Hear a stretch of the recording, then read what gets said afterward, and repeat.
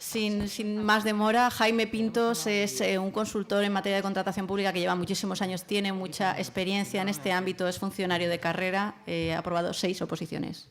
Eso la verdad es que me ha dejado traumatizada. Y bueno, ha sido mi profesor también, he tenido el privilegio de estudiar con él en el máster de contratación pública, ha sido todo un placer. Que lo recomendamos, por cierto. Y nada, y él va a hablar de la parte de los sistemas dinámicos de adquisición, la parte teórica práctica y un poquito, porque no tenemos mucho tiempo, de la parte de procedimiento simplificado y supersimplificado también como procedimientos de simplificación de la contratación pública. O no, no lo sé, no lo sé, yo todavía no lo tengo claro. Es un placer, la verdad, que Beatriz me haya invitado. Gracias por la presentación. Insisto, de verdad, muy a gusto siempre que vengo a esta casa. Bueno, efectivamente, mi ponencia versa sobre sistemas dinámicos de adquisición y otros procedimientos. Voy a intentar ceñirme al tiempo disponible. Es breve, ha sido acortado, ¿verdad?, por el día a día que siempre pasa en las jornadas. De manera que, bueno, pues lo que voy a dar son unas pinceladas muy concretas. Sí, voy a pasar por el procedimiento simplificado porque creo que, bueno, pues no podemos omitirlo del todo, ¿de acuerdo? Aun pese a la importancia de los sistemas dinámicos de adquisición, sobre los que luego hablaré, porque además, como Rocío, que me acompaña, va a tener la oportunidad de profundizar, bueno, pues es buena oportunidad para hablar sobre el procedimiento. 11 cosas voy a decir del procedimiento, 11, ¿vale? Concretas. Pueden ir tomando nota porque todas ellas son de un carácter eminentemente práctico. ¿Qué tipos contractuales son admitidos? Esto es una obviedad. Lo que voy a exponer es fruto evidentemente de un estudio y, bueno, pues son las conclusiones muchas veces también del mismo.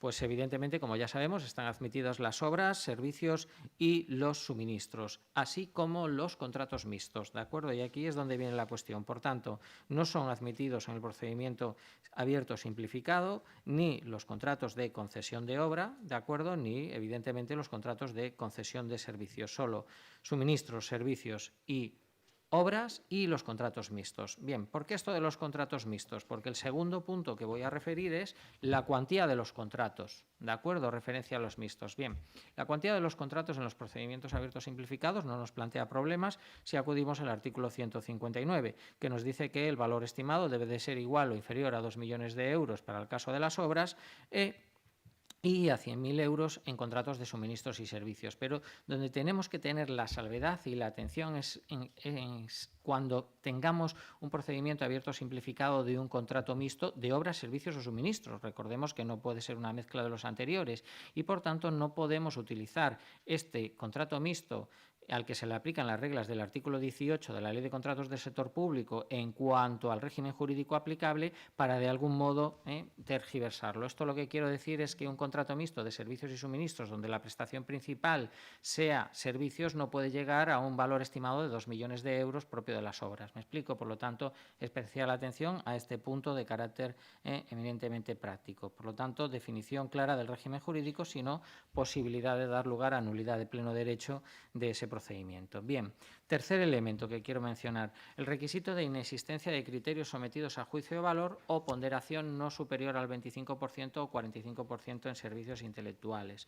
Bien, se ha hablado antes en la sesión en la que estaba el anterior ponente de la Sindicatura de Cuentas, precisamente de bueno, por los comités de expertos, ¿verdad? Tengamos en cuenta lo siguiente, que cuando analicemos si es posible tramitar un procedimiento abierto simplificado de servicios según la disposición adicional 41, que se refiere precisamente a esos de carácter de naturaleza intelectual, tengamos en cuenta que no todo lo referido, y esto está dicho por la doctrina reiteradamente, la doctrina legal, la doctrina vinculante, tribunales administrativos de recursos contractuales, etcétera.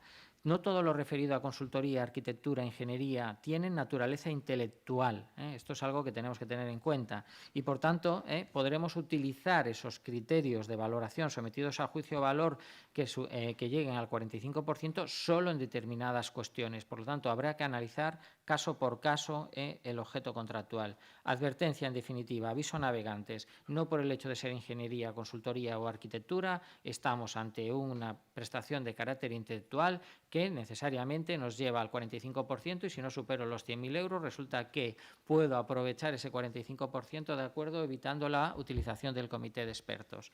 Bien, tengamos muy en cuenta eso. Bien.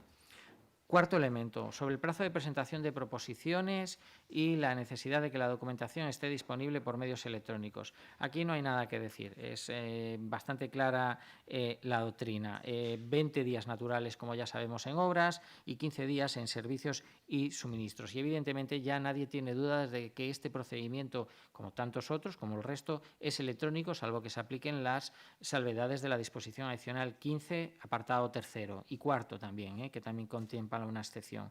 Bien, pero sí se da una paradoja que quiero mencionar. En el caso de que es una de las cosas que puede hacer que este procedimiento no sea del todo eficaz como se pretendía por el legislador, y que, por ejemplo, es para el caso en el que haya un procedimiento de urgencia, resulta que un contrato de obras celebrado por el procedimiento de urgencia podremos celebrarlo en 13 días para presentar oferta, mientras que en este caso tendremos que acudir a los 20 días. Por lo tanto, a veces resulta que el procedimiento abierto aplicado por urgencia incluso paradójicamente tiene plazos menores que el procedimiento abierto simplificado.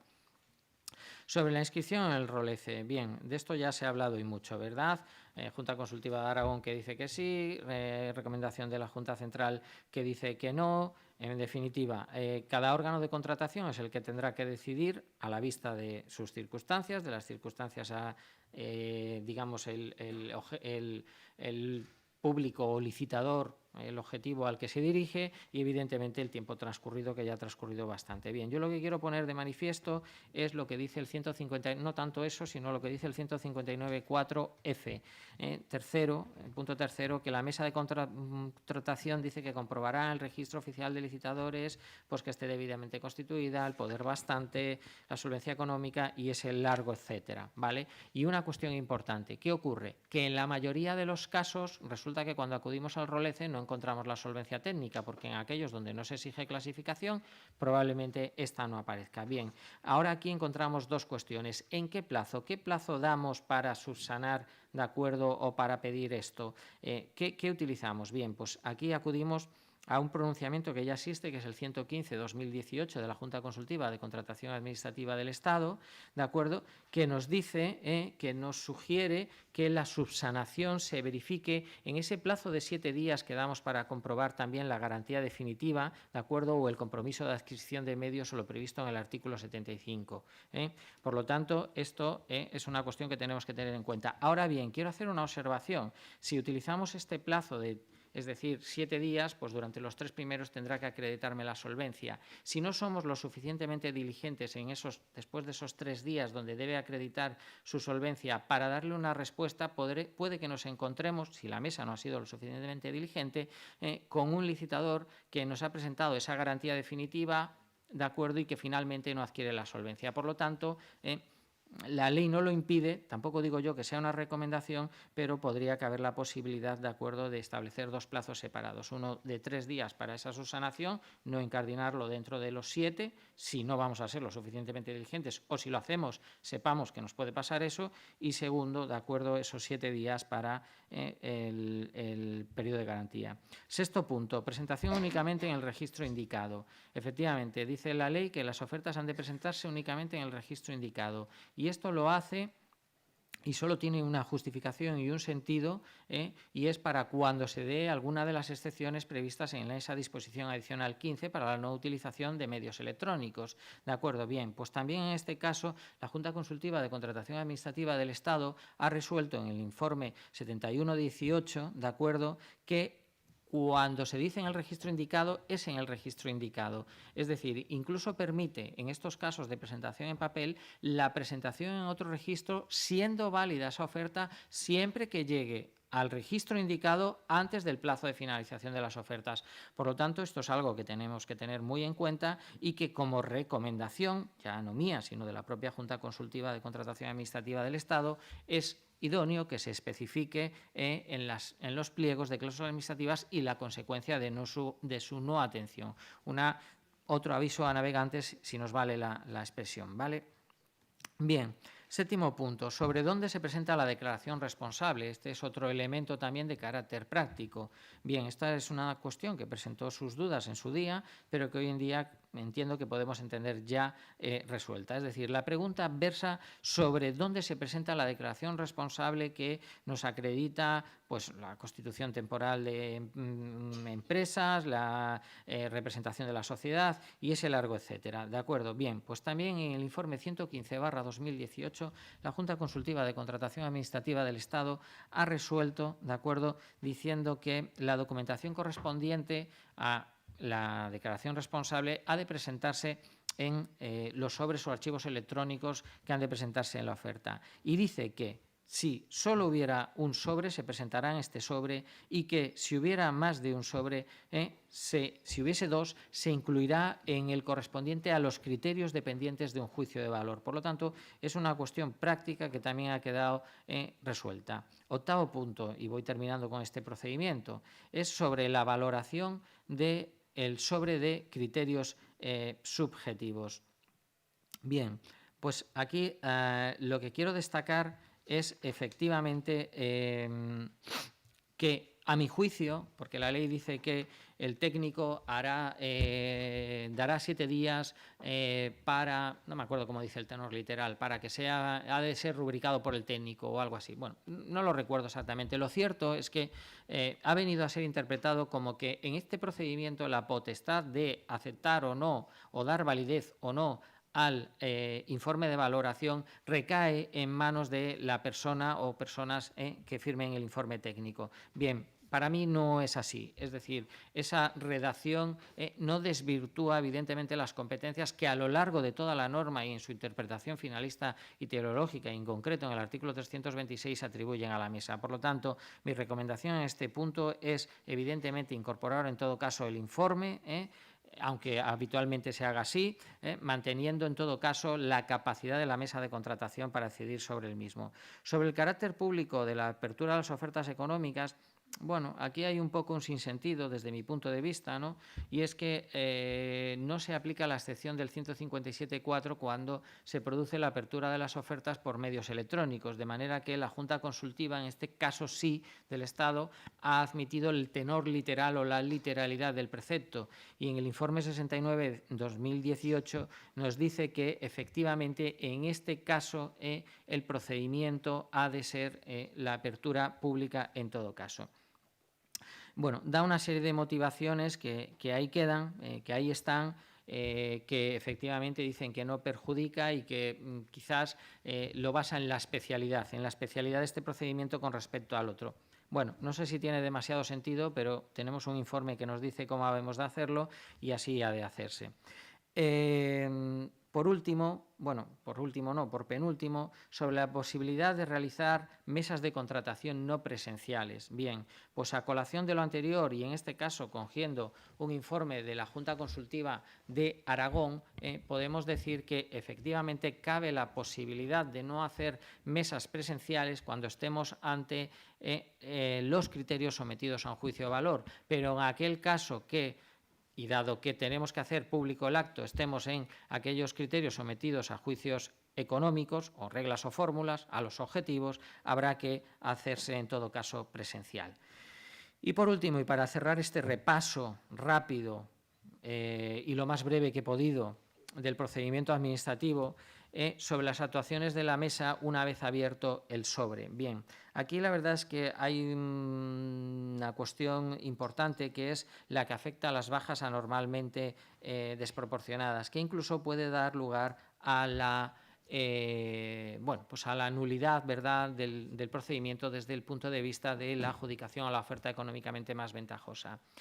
En realidad, lo que hace el 159.4 al establecer el procedimiento salta o hace una salvedad a lo exigido por el 149 y 150 respecto de el orden de prelación a la hora de clasificar las ofertas. Mi recomendación, en definitiva, y hay un reciente, para quien le interese o quiera ahondar en ello, Recientemente hay un artículo publicado en la revista del IVAP, precisamente que he publicado, que se llama Las ofertas anormalmente bajas y el procedimiento abierto simplificado, donde además de contener una cláusula modelo para, como posibilidad de utilización para el conjunto de cuando haya que tener en cuenta todos los criterios de adjudicación, no vayamos solo a precio y la oferta normal solo vaya a precio, lo digo porque es una herramienta también útil que puede resultar útil a modo de consulta. Lo que recomiendo es seguir lo previsto con carácter general para el resto de procedimientos 149 y 150, porque el ordenar las ofertas sin haber tenido en cuenta previamente aquellos o aquel que pueda estar en una baja anormal nos puede dar lugar a la postre, hay mucha casuística, a la adjudicación a un contrato que no resulta ser la oferta económicamente más ventajosa, perdiendo por tanto de vista ese principio general contenido en el artículo 1, que es un mandato que no podemos obviar. Bien, desde ese punto de vista cierro el procedimiento y paso, cuando me toque tú dime 5 minutos y yo corto, ¿vale? Y paso al sistema dinámico de adquisición. Bien, ¿por qué el sistema dinámico de adquisición? Nos hablaba el anterior ponente de los acuerdos marco. Efectivamente, son un sistema de racionalización, igual que lo son los sistemas dinámicos de adquisición y son las centrales de compra. Muchas veces ha habido una cierta confusión desde el punto de vista de que, una cierta confusión teórica, ¿no? Por parte de los gestores, no de todos, evidentemente, pero sí ha existido, y yo me la he encontrado más de una ocasión, sobre que, por ejemplo, digamos que los sistemas de racionalización solo son propios o pueden ser utilizados por aquellos que tengan atribuida la compra centralizada. Nada más lejos de la realidad. Cualquier órgano de contratación con capacidad suficiente y necesidades, ¿no? Puede adoptar uno de los dos sistemas de racionalización, ya sea acuerdos marcos, ya sea sistemas dinámicos de adquisición, como es el caso que ha hecho FGV, que luego nos expondrá Rocío, para racionalizar su compra, sin necesidad de tener atribuida una competencia de central de compras, propiamente dicha. Bien, ¿por qué estos sistemas? Bueno, pues siempre han existido, ¿verdad? El sistema dinámico de adquisición ya existía en la anterior legislación, pero sí que es cierto que ha sufrido una innovación legislativa importante que lo ha hecho, si cabe, más dinámico. Bueno, lo ha hecho más dinámico, en puridad. Bien, ¿por qué? Bueno, pues porque el nuevo sistema de contratación pública nos habla de un sistema basado en la eficiencia social, en la calidad, en la incorporación de las pymes, de las cláusulas sociales, de las cláusulas medioambientales, y todo ello teniendo en cuenta además la innovación, ¿verdad?, y la integridad, evidentemente la integridad y el resto de principios generales. Bien, ¿esto a qué nos ha llevado? Pues nos lleva a una gestión en la que podemos ser ambiciosos o poder seguir haciendo lo que veníamos. Y perdonar que aquí haga un poco de predicamento, ¿verdad?, como ha hecho también el anterior ponente, de efectivamente las posibilidades que nos otorga la norma. Y entonces, ¿dónde nos encontramos? Nos encontramos con el sentido común del ponente que estaba que era de la Sindicatura de Cuentas, Juan Vicente, muchas gracias, que hablaba de sentido común, sentido común. Yo cuando hablaba, Juan Vicente, de sentido común, yo no asistí al principio de tu charla, solo llegué, digamos, en los dos último tercio. A ver, yo pensaba todo el rato, claro, si es que es así, es la lógica, pero ¿cuál es el sentido común en la ley de contratos? En la contratación pública, los principios generales del derecho. Los principios generales del derecho son el sentido común de la contratación pública, porque son los que informan toda la norma, ¿no? Y aquí, como siempre repito, no podemos utilizar aquella frase de Groucho Marx, este humorista tan querido, ¿no?, que decía, estos son mis principios y si no le gusta, tengo otros. No, los principios generales de la contratación pública son los que son. Y partimos también de unos preceptos claves, al artículo 28, idoneidad, necesidad, de acuerdo, y planificación de la compra. Por lo tanto, necesidad, idoneidad, eficiencia. Sabía que me faltaba uno, perdón, eficiencia y planificación de la compra. Bien, todo esto nos lleva efectivamente a los sistemas de racionalización como una oportunidad, como un reto, como esa ambición de las que hablábamos. Bien, ¿yo qué quiero deciros de los sistemas dinámicos de adquisición? En los próximos 15 minutos, dejando más o menos otros 25 minutos para la compañera, que es más o menos lo que habíamos estipulado. Bueno, pues que efectivamente estamos ante un procedimiento íntegramente electrónico, por lo tanto, lo primero que necesitamos es tecnología que nos dé soporte, ¿de acuerdo? Y desde este punto de vista, pues la tecnología existe, ¿eh? No es que lo diga yo, sino que es una realidad contrastada. Contrastada también es este procedimiento ya en el ámbito nacional. Luego os daré algunas referencias básicas de algunas de las cosas que se están haciendo o que en las que estoy también haciendo, ¿no? Y por último también quiero decir de este sistema dinámico de adquisición respecto del anterior ponente que se denigraba mucho al acuerdo marco. Bien, si conseguimos, este es el sumum de los sumum, ¿no? Es el máximo de los máximos, pero también es cierto que la conjunción de acuerdos marcos y sistemas dinámicos de adquisición nos lleva a los catálogos electrónicos. Por lo tanto, una contratación pública bien pensada, yo siempre he defendido desde mi humilde punto de vista que los acuerdos marcos son idóneos, o son necesarios para la racionalización de la llamada o podríamos llamar compra mayor, ¿no? Los veo así. Y los sistemas dinámicos de adquisición son lo idóneo, de acuerdo, para esa racionalización de la compra menor. Y quizás no fijemos los umbrales solo en 15.000 euros, sino seamos un poquito más amplios en esa ubicación de un tipo de racionalización y otra de nuestros objetos contractuales. Evidentemente, se trata en los sistemas dinámicos de adquisición de obras, servicios y suministros de uso corriente. Y las ventajas, ¿de acuerdo? Y por esa diferenciación que también hay que hacer, no uno es mejor que otro. La ley dice que el órgano de contratación decidirá cuál es el procedimiento legalmente establecido para cada caso concreto. Yo siempre defiendo que la contratación pública es estrategia desde 3 puntos de vista y uno de ellos, por no profundizar en eso, es el procedimental. Y dentro del procedimental no solo está la elección del procedimiento, sino de los elementos que caracterizan a ese procedimiento. Entonces, desde este punto de vista, los acuerdos marcos son ventajosos para muchas cosas, ahí están, su resultado es un resultado real, pero respecto de los sistemas dinámicos de adquisición tienen dos desventajas. La primera de ellas es que con ellos, en el momento que se acaba el plazo de presentación de ofertas, se cierra el mercado, mientras que en los sistemas dinámicos de adquisición, estamos hablando de compras de uso corriente, no se cierra. Cualquier operador económico se puede adherir a los mismos durante su vigencia. La totalidad de su vigencia, esto es una ventaja muy grande. Alguien puede llegar al tercer año de un sistema dinámico de adquisición y decir, oiga, me quiero suscribir, me quiero homologar a esta determinada categoría y ser parte, ¿verdad?, de su mercado o ser yo parte de este mercado público. Y luego hablaba de la vigencia. Otra diferencia es que los acuerdos marco tienen una vigencia máxima definida por ley de 4 años, mientras que los sistemas dinámicos de adquisición no tienen una vigencia máxima definida por ley, sino que habrá de ser motivada. Si yo estoy comprando ferretería, si yo estoy comprando jardinería, si yo estoy comprando útiles informáticos o consumibles de cualquier tipo como bolígrafos, bien, pues voy a seguir comprando hoy y dentro de probablemente 5 o 6 años. Por lo tanto, si he testado ya el sistema dinámico de adquisición, no digo que lo hagamos la primera vez, ¿de acuerdo?, puedo pensar en hacer un sistema dinámico de adquisición más largo que además no acorta el mercado, no lo recorta. Bien. Lo voy a explicar de una manera rápida y sencilla. No voy a entrar en todos los detalles por una cuestión pura y dura de tiempo y soluciones prácticas que puede dar un sistema dinámico de adquisición. Tenemos, sí me gusta decir que tenemos dos momentos, dos partes, ¿no? Al igual que un acuerdo marco. Si todos conocemos el acuerdo marco, el funcionamiento del sistema dinámico es parejo, o sea, es similar, no voy a decir que sea idéntico, tiene algunas pequeñas salvedades, está menos reglado, menos regulado y esta es una de sus múltiples ventajas, ¿de acuerdo?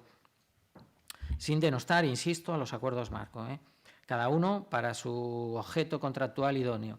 Bien, esos dos momentos son el primero de ellos donde se saca o se publicita un sistema dinámico de adquisición con su correspondiente pliego de cláusulas administrativas, su correspondiente, en su caso, y ahora me diréis, ¿cómo? Sí, en su caso, pliego de prescripciones técnicas, porque esto lo podremos definir a posteriores, y donde lo único que ha de presentar el licitador que se presente en este momento del sistema dinámico de adquisición, aquí están los contratos derivados, aquí están los sistemas, el momento de homologación. Todavía no estamos comprando derivadamente, no hemos llegado a este momento, a esta parte. No me gusta decir fase porque la ley habla de fases para otras cosas. ¿De acuerdo? Bien. Ventajas, pues evidentemente, al igual que los acuerdos marco, aquí no necesitamos presupuesto base de licitación, solo necesitamos un valor estimado. Más ventajas, aquí en este momento el licitador que se quiera homologar solo tiene que presentar un presupuesto A, no tiene ni que presentar proyecto, ni tiene que presentar precio indicativo, ni tiene que presentar nada, solo un sobre A, ¿de acuerdo? Si pensamos que estamos racionalizando la compra menor, pensemos que vamos a pedir en este sobre A, que son cosas que, bueno, pues tenemos que tener en cuenta. Su funcionamiento, pues igual que los acuerdos marcos se dividen en lotes, los sistemas dinámicos de adquisición se dividen en categorías, y que nadie les llame lotes, porque cada lote es un contrato, y si la ley dice en los 223 a 226 que hablamos de categorías, no son lotes, ¿de acuerdo? ¿Por qué? Porque la utilización incorrecta de términos jurídicos, de conceptos jurídicos, nos puede dar lugar posteriormente, de acuerdo a problemas de carácter técnico en la ejecución o procedimental. Y por eso también no hablo de fases, siempre hablo de momentos o de partes, para no equivocar a nadie. Bien, tiene un plazo de presentación de solicitudes, como cualquier otro procedimiento, en este caso de 30 días hábiles, y la ley lo que nos dice que en el plazo de 10 días hábiles desde la presentación de las solicitudes de homologación, de participación, de adhesión a una o varias o todas las categorías, depende del licitador, ¿verdad?, la Administración tendrá que darle una respuesta. ¿Cómo? Analizando ese sobre A, si cumple los parámetros que le hemos exigido, y si los cumple diciéndole que sí, y si no los cumple diciéndole que no. Un plazo que puede ser ampliable, ¿de acuerdo? Bien, pero no entramos en eso.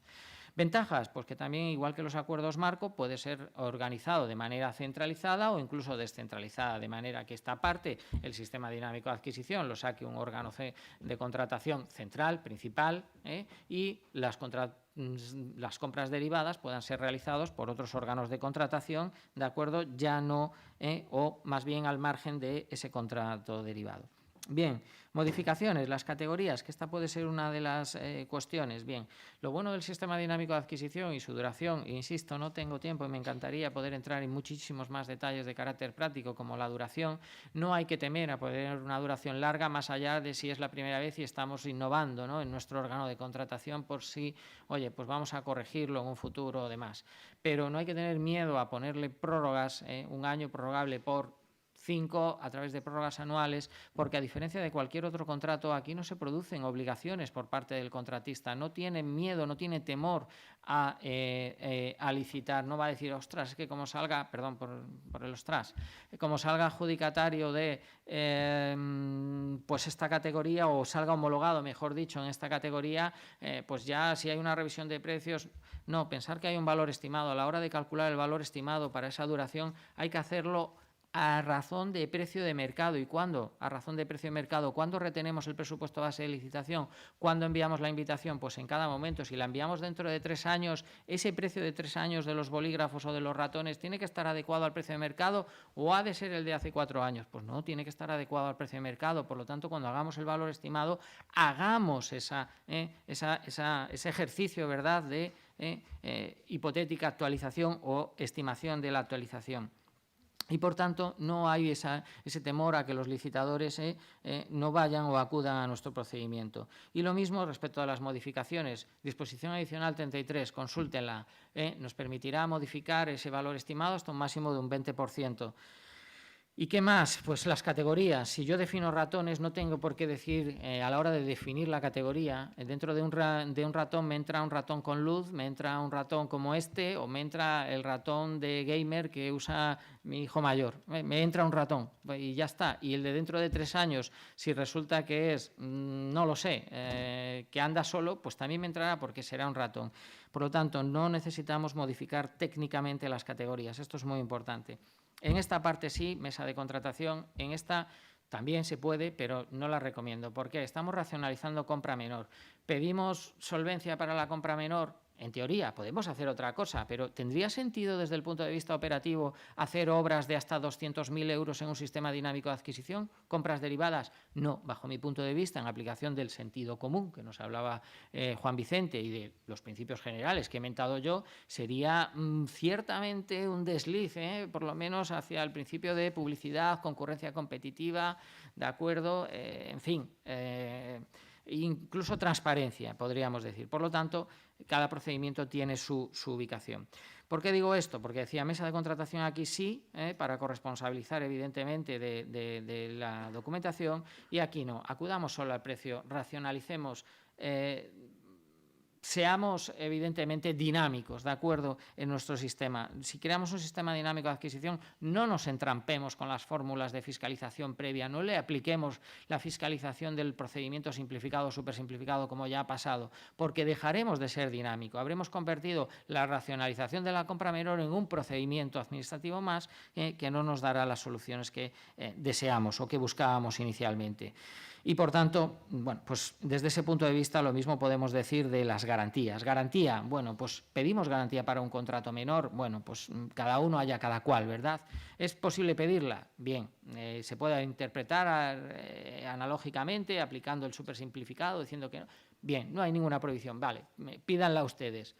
Bien, en un sistema dinámico de adquisición se puede pedir aquí, se puede pedir aquí. Si la pedimos aquí, podemos pedirla mediante retención en el precio. Podemos también optar a la recapitalización de la garantía definitiva hasta un 5%. Nos lo contempla la ley. Mi opinión, pues si estoy racionalizando compra menor y no he pedido en la vida compra menor, no la pediría. Omitiría la posibilidad, o sea, me estoy ralentizando. Y es más, podría aplicar el propio 1, 2, si no recuerdo mal, que nos dicen aquellos suministros que se entregan con anticipación al pago del precio, se podrá eximir del pago de garantía.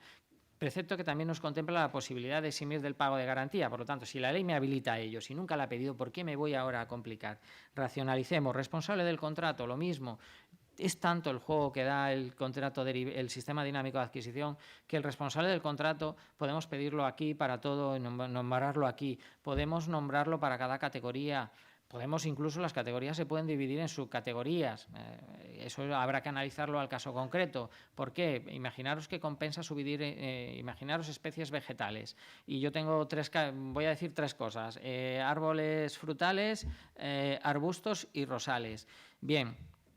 ¿Me interesa dividir en subcategorías? Bueno, pues no sé hasta qué punto. A lo mejor sí, por el volumen de compra de cada una de estas subcategorías. Bien, pues resulta que gastamos muchísimo en subcategorías. Vale, pues dividimos en subcategorías. ¿Por qué a lo mejor no me interesa dividir en categorías? Imaginémonos que uno de nuestros proveedores me interesa, dividir en subcategorías. Uno de nuestros proveedores solo licita rosales, ¿de acuerdo? En el momento que yo haga una licitación de arbustos y de árboles frutales, no va a poder participar. Y si además he metido en el pliego una cláusula administrativa que diga que a la quinta vez, cuarta, tercera, la que yo quiera, que no presente oferta, bueno, la que yo quiera tampoco, no sean exigentes, ¿no? Que no presente oferta a los licitadores invitados, serán excluidos. La exclusión no les impide volverse a presentar, recordar esto también. Por lo tanto, pensemos todo esto desde el punto de vista de la carga administrativa, de la burocracia externa y también interna, ¿de acuerdo? Bien, responsable del contrato, decía, bueno, pues a lo mejor lo idóneo es nombrar un responsable del contrato para esta parte, SDA, que se encargue de ver que todo funciona bien, y otro responsable del contrato por categoría. O, bien, perfecto, genial, me da tiempo, 5 minutos. O bien para cada una de las categorías. O bien habrá quien diga, pues yo lo voy a hacer en cada compra derivada. Bien, todo eso medirlo desde el punto de vista de la carga administrativa. Y del dinamismo, que es lo que estáis haciendo. ¿Queréis dinamismo? ¿Para qué? Para racionalizar la compra menor. Pues entonces, ser dinámicos. Bien, más ventajas, fijaros. Permite crear el sistema dinámico de adquisición categorías por zona geográfica, que puede ser el caso para algunas administraciones o poderes adjudicadores, por volumen máximo de contratos definido o entendido, que la ley no lo dice, pero yo creo que otra forma no hay de entenderlo. Ya estoy aquí, en la compra derivada también, ya me sitúo por aquí, en la compra derivada concretamente. Bien. Permite volumen máximo de contratos, como aquella que nosotros podemos imaginar o racionalizar de repente los trabajos de jardinería, por decirlo de algún modo, o los suministros de un determinado órgano de contratación, no todos, sino una parte, pero hay una serie de contratos menores que no tienen ubicación en ninguna parte. Bueno, pues llamémosle, no le llamemos así, pero categoría cajón de desastre. Es ese volumen máximo de contratos que nos permite, de acuerdo, ubicar ahí también dentro de esa categoría que hemos creado esos contratos que no tienen una ubicación concreta. Ya en esta parte es donde sí hay que hacer un presupuesto base de licitación, y esto lo explicará muy bien seguro Rocío. Aquí presupuesto base de licitación sí, recordar que aquí no, y no voy a entrar en el tiempo, pero realmente los elementos que nos hacen falta aquí para contratar derivadamente no habrán de ser mayores, ¿de acuerdo?, que los que nos hacen falta para un contrato menor, obviando el que que no se fracciona el objetamiento del contrato, no hay que motivarlo, que no se vulnera el límite máximo de contratación anual, no hay que motivarlo, ¿de acuerdo? Si yo tengo un licitador que sea el adjudicatario de 10 contratos por 10.000 euros cada uno, por decir algo, en el plazo de un año, pues oye, dichoso él, yo lo he hecho todo perfecto porque he invitado, ¿de acuerdo? Por lo tanto, informe de necesidad e idoneidad, presupuesto base de licitación y si queremos, evidentemente sí, memoria técnica, PPT, ¿de acuerdo? Algo relativamente sencillo, lo mismo que utilizamos, ¿de acuerdo?, para una compra menor. Ya os he dicho que no a la mesa de contratación, os he explicado la garantía responsable, que no hay límites. Yo sí recomiendo desde ese punto de vista, que antes ponía el ejemplo de los 200.000 euros de una obra, y con esto casi termino, que fijéis un límite de contratación por compra derivada, para que alguien no venga y pueda decir yo quiero hacer una compra derivada de bolígrafos por... No, bien, esto es una prevención en el pliego que hay que decir, bueno, pues las compras derivadas podrán ser de un máximo de... Oye, se puede equiparar al procedimiento súper simplificado, 35.000 euros, imaginaos para servicios, y a partir de ahí cualquiera que quiera comprar se utilizará cualquiera de los procedimientos legalmente previstos en la norma, ¿de acuerdo?